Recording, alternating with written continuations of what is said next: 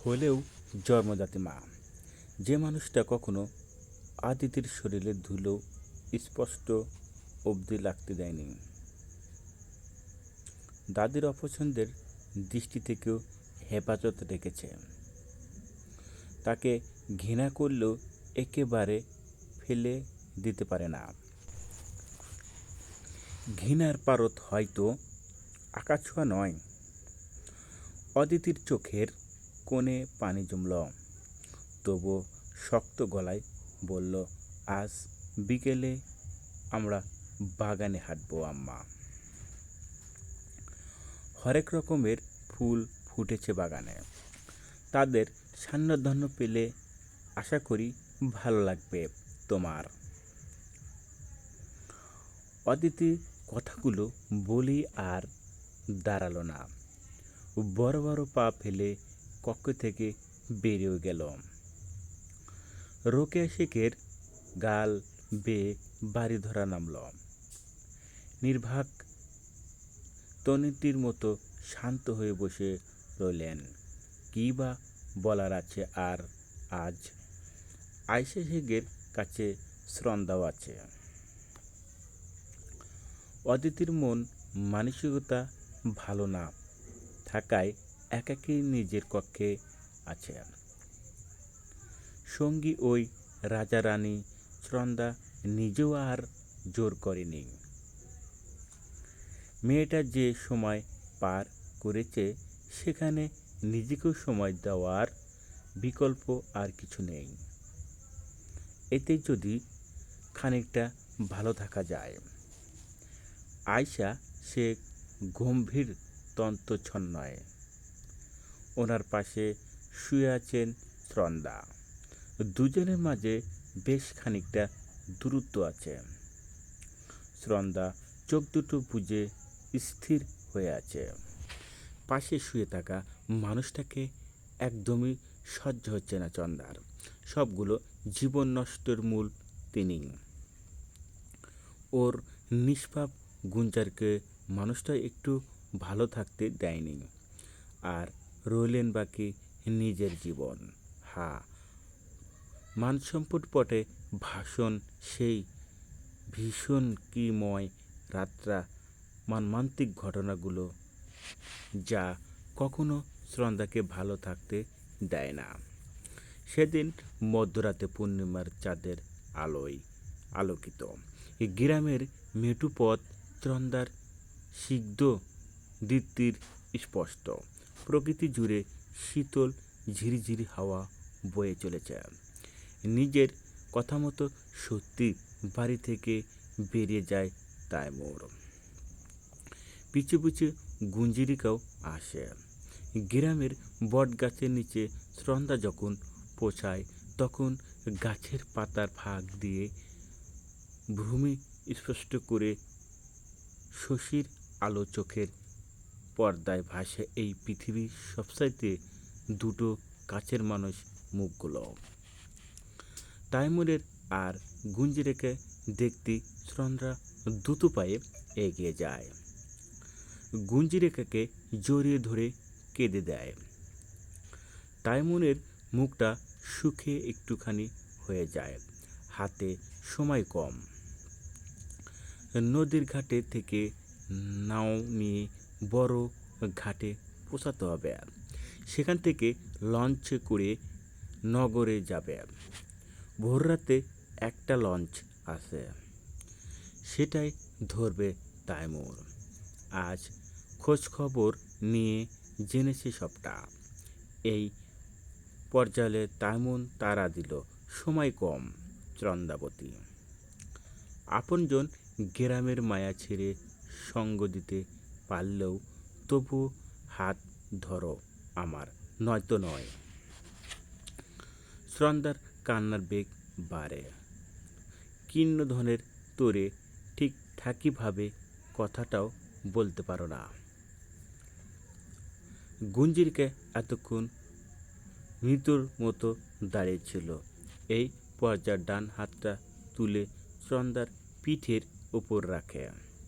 ধীর গলায় বলে, জীবন একটাই, তাই তোকে বাধা দেওয়ার কাজটা আমার ধারা হবে না। আব্বা মাকে আমি সামলিয়ে নেব। তুই আমার ভাইজানের সাথে ভালো থাক শ্রন্দা, আর দেরি করিস না। শ্রন্দা ফুপিয়ে কাঁদছে। গুঞ্জারের কাঁধ থেকে মাথা তুলে যায়। সিদ্ধ গলায় বলে, আমাকে ক্ষমা করিস গুঞ্জার। গুঞ্জিরিকা আর কিছু বলে না। শ্রন্দা নিঃশব্দে তাইমুনের দিকে এগিয়ে যায়। তাইমুনের গুঞ্জিরিকার দিকে এক দৃষ্টি চেয়ে আছে। একটা অদৃশ্য বাধা ছেলেটাকে কিছু বলতে দিচ্ছে না। নেত্রযুগ্ল ছলছল অন্ধকারের মাঝেও ভাইজানের দৃষ্টিদীপ্ত অনুভব করতে পারে গুঞ্জরিকা। কেবল লিপ্ত রয়। বনের থেকে কোনো হেলদোল না পেয়ে তাইমুন উল্টো ঘুরে হাঁটা ধরে। পিছনে হাঁটে শ্রন্দা। বেশ খানিকটা দূরে এগিয়ে যায়। ঠিক তক্ষণাৎ পিছন থেকে ডেকে ওঠে গুঞ্জরিকা, ভাইজান। তন্দরত কণ্ঠস্বরে গুঞ্জরিকা তাইমুনের পথযুগল থামিয়ে ফেলে। গুঞ্জরিকা আদারে ঢেলে দৌড়ে যে ভাইজানকে পিছন থেকে জড়িয়ে ধরে, ঠোঁট ভেঙে কেঁদে দেয়। ভাইজান, তোমাকে না দেখে আমি কিভাবে থাকব? আমাকে কে শাসন করবে? কে আমার আবদার রাখবে? একটু থেমে শুধায়, আমাদের আবার কবে দেখা হবে ভাইজান? তাইমুর পিছনে ঘুরে দাঁড়ায়। কলিজার টুকরো বোনকে বুকের মাঝে আঁকড়ে ধরে, শীঘ্রই দেখা হবে সাচ্চন্ডী। কাঁদিস না দয়া করে। তুই কাঁদলে আমি যেতে পারবো না।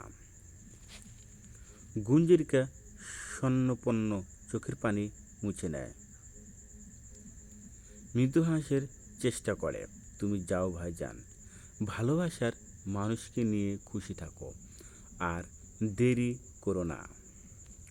সত্যি অনেকখানি সময় পেরিয়ে গেছে। লঞ্চ ধরতে না পারলে সব শেষ হয়ে যাবে। তাইমুন আর দাঁড়ায় না। চন্দাকে নিয়ে নতুন জীবনের আশায় পা বাড়ায়।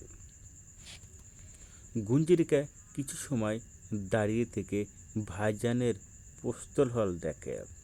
মন চায় আরও একবার ডেকে শুধায়, সত্যি আবার আমাদের দেখা হবে তো ভাইজান?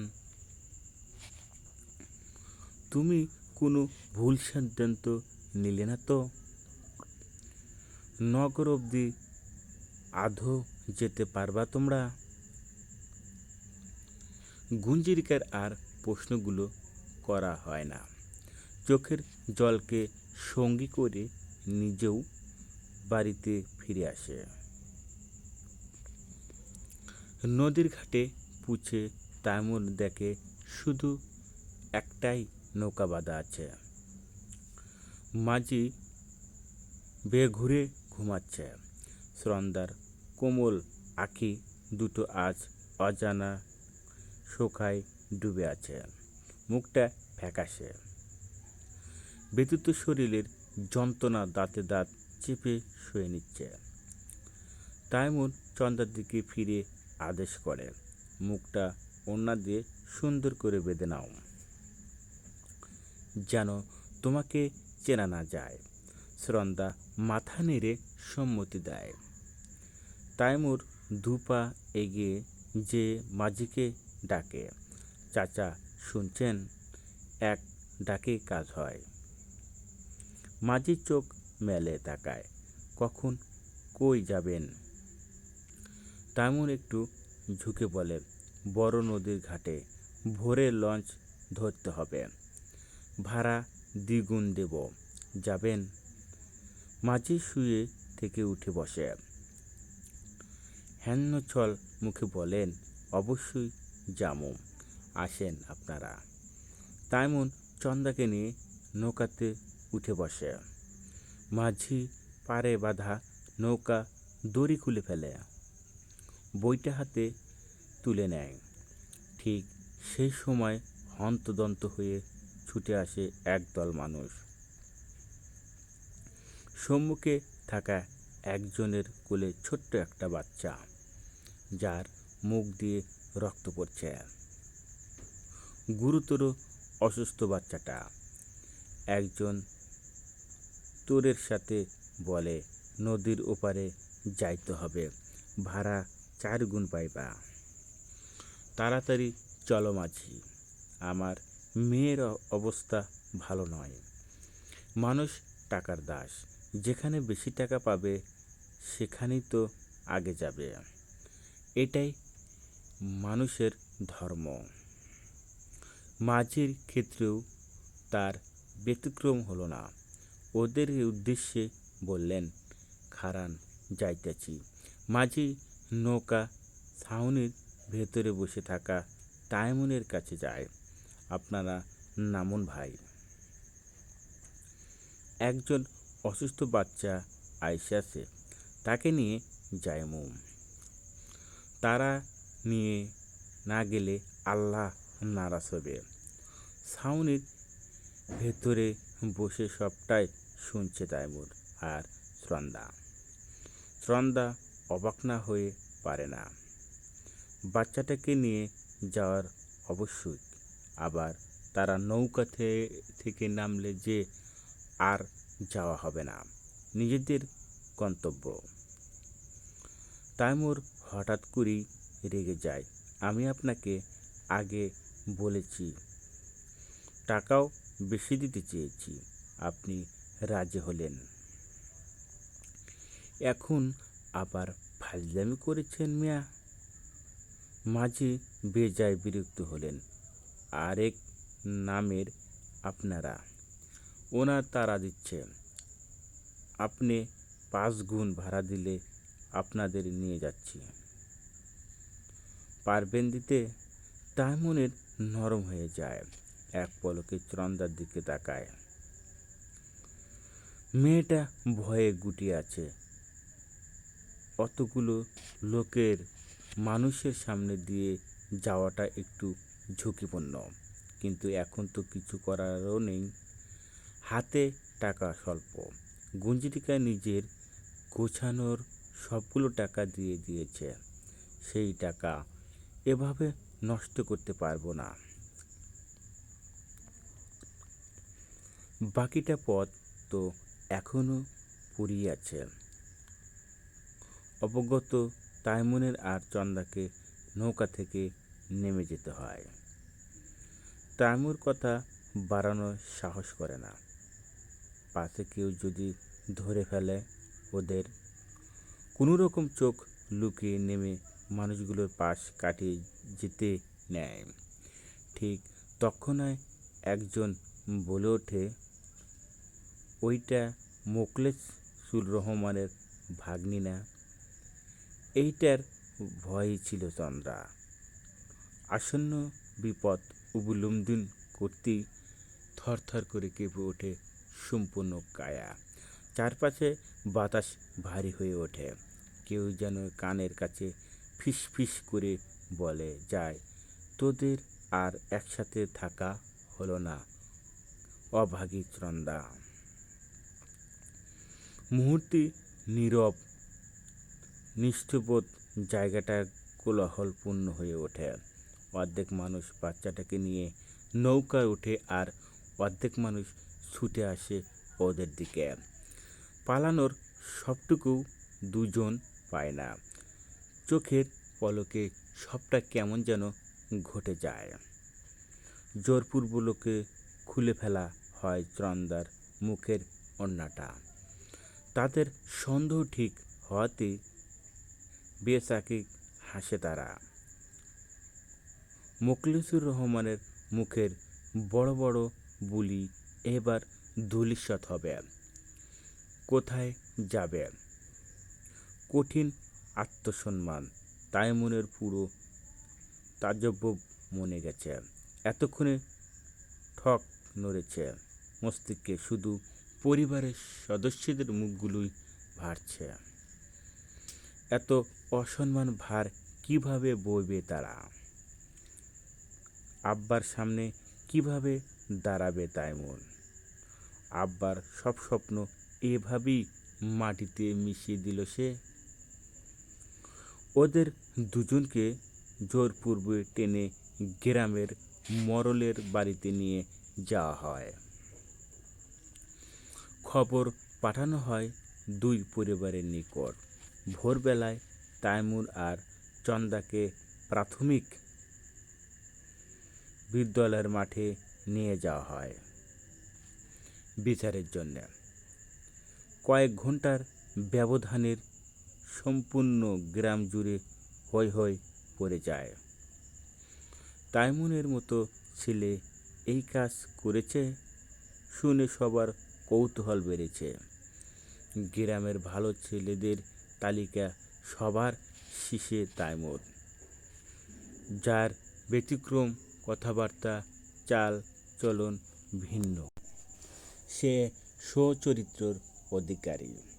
পড়াশোনা ব্যতীত আর কোনো দিকে তার মন থাকে না। হাঁটার সময় সবসময় দৃষ্টি নয়ে হাঁটে। মানুষ তাকে ভীষণ পছন্দ করে। প্রতিটা বাড়ি থেকে মানুষ ছুটে আসে মাঠে। ইতিমধ্যে উপস্থিত হয়েছে দুজনের পরিবার।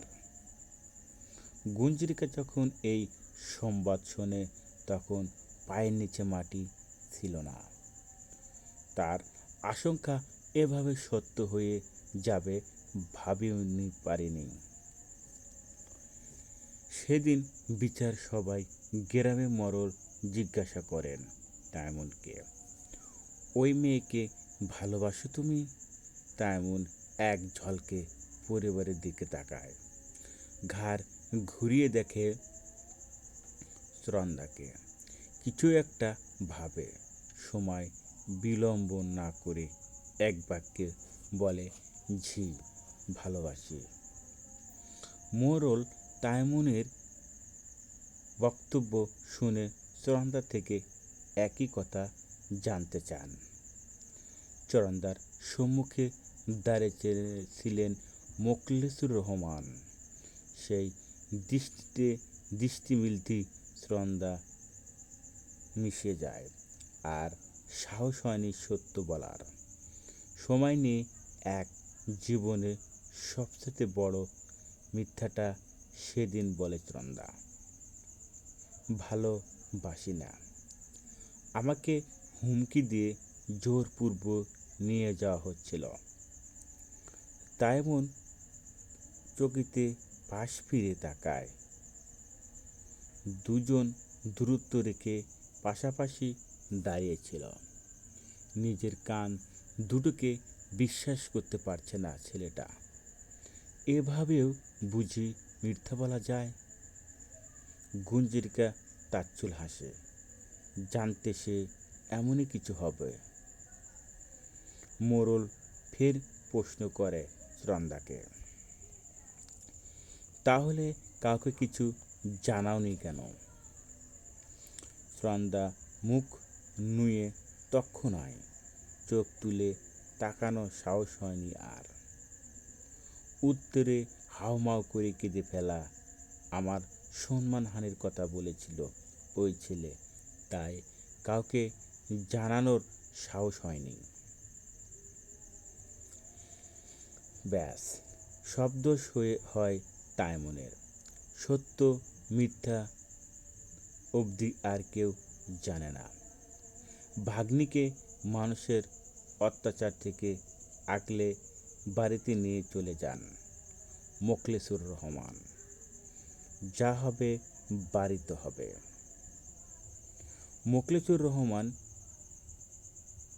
বিত্তশালী হওয়ার গ্রামে মরলের সাথে তার সাক্ষাৎ আছে। এদিকে মানুষের ক্রোধের শিকার হয় নিরাপদ তাইমুন। নিরাপদ নয় তো কি? দোষী হলে দুজনই হতো। মানুষ পায়ে চটি থেকে শুরু করে ইটের টুকরো অবধি ছুঁড়ে ছেলেটার দিকে। কেউ একটাবারও ভাবে না তাইমুনের মতো ছেলেকে দিয়ে কাউকে ধর্ষণের হুমকি দেওয়া সম্ভব নয়। জাব্বার আলীকে সময় দেওয়া হয় 1 সপ্তাহ। এর মধ্যে গ্রাম থেকে চলে যেতে হবে তাদের। ব্যাস, বিচার সভা সম্পত্তি হয়। সুনন্দাকে বাড়িতে এনে ঘরবন্দি করা হয়। মেয়েটা মামার পা ধরে খুব কাঁদছে তাইমুনদের গ্রাম ছাড়া না করার জন্যে। কিন্তু এতে মোখলেসুর রহমান ছিলেন উদাসীন। মামি নাসিমা বেগম আবারও হাত তোলেন সুনন্দার গায়ে। মেয়েটা জ্ঞান হারিয়ে পড়ে থাকে নিজের কক্ষে। অপরদিকে সেই রাতের পরে আর কেউ দেখেনি তাইমুনকে। সেই ঘটনার একদিন বাদে সুনন্দা ছোট মামাতো বোনের সাহায্য লোকচক্ষু অন্তরালে গুঞ্জিকের কাছে আসে। কিন্তু গুঞ্জিরকে ফিরেও তাকায় না, ফিরিয়ে দেয় সুনন্দাকে। শেষ বারের মতো ক্ষমা চাওয়ার সুযোগটুকু পায় না সুনন্দা। মাটির কক্ষের জানালার ফাঁক দিয়ে একজোড়া লিপ্ত চোখ সম্পূর্ণ ঘটনা দেখে। সেদিন রাতে গলায় ফাঁসি দিয়ে আত্মহত্যা করে তাইমুন। ছোট্ট একটা ভুলের জন্যে একজন মেধাবী ছাত্রের জীবনটা শেষ হয়ে যায়। ওই দুটো দিন নাওয়া খাওয়া ছিল না তাইমুনের। কক্ষ থেকে প্রকৃতি প্রয়োজনে ব্যতীত একটা বারের জন্যেও বের হয়নি ছেলেটা। নিজের সাথে এক প্রকার যুদ্ধ করে এই জীবনের ইতি টেনে। সোনার টুকরো ছেলে হারানোর শোকে জাব্বার আলী আর সুফিয়া বেগম সইতে পারে না। নিজেদের জীবনেও সমাপ্তি টানেন। সঙ্গে মানুষের বিষাক্ত প্রাণ তো ছিলই। হাসি খুশি একটা পরিবার এক ধমকা ঝড়ে শেষ হয়ে যায়। নিয়তি বড় নিষ্ঠুর ছিল তাদের জন্যে। অতীত স্মরণ করে বালিশ ভিজে চলেছেন সুনন্দা। ফুঁপিয়ে উঠলেন মেয়েটা, বিড়বিড় করে হারল, সেই যে নিজেকে হারালাম আর খুঁজে পেলাম না। ঠিক সে সময় কর্ণচার হলো আয়েশা শেখের কণ্ঠস্বর। কাঁদছিস নাথ বউ? সুনন্দা কাঁদতে কাঁদতে হাসল। পাশ ফিরিয়ে আয়েশা শেখের দিকে ঘুরল। কিছু সময় নিশ্চুপ থেকে বলল, আমার জীবনের ধ্বংসের একমাত্র কারিগর আপনি দাদি। আপনার কোনো ক্ষমা নেই।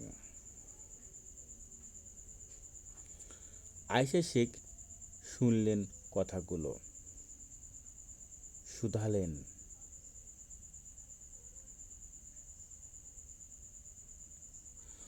নবনীতের লগে তোর কি সম্পর্ক আছিল?